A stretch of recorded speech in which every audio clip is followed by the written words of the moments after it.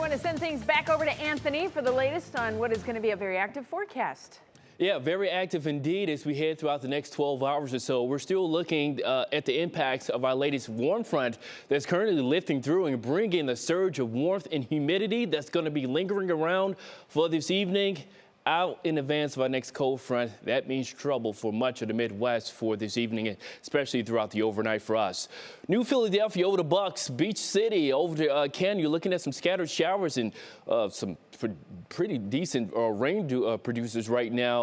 Also lightning 11 over the past 15 minutes. Minerva, you're seeing some scattered showers right along Interstate 77. You're looking at some damp conditions. Most of us beginning to dry out and warm up. Check out this temperature gradient across the Buckeye State. We go from the upper 40s in Toledo, mid 50s in Akron, upper 60s in Chicago right now. We're also looking at the upper 70s, Zanesville, 86 Portsmouth. So this is the type of air mass that's going to be heading in and sticking around out in advance of our next cold front.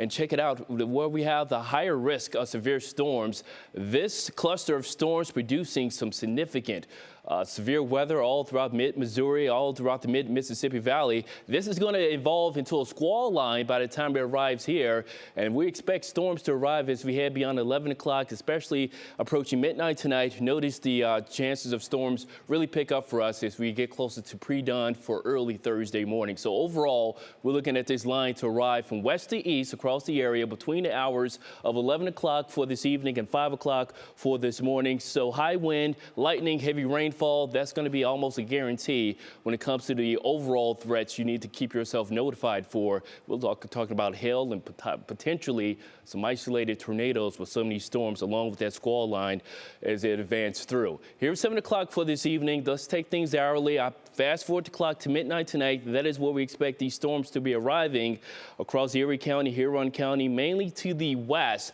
They have the best atmosphere for some of these storms to remain on the severe side and a bit more organized by the time they advance closer to I-77, approaching 1 o'clock for tonight. Notice we still have that threat, maybe some damaging winds on the onset on this line, but it's trending weaker as it gets closer to the PA state line, especially off to the east as we get closer to 2 o'clock for this morning.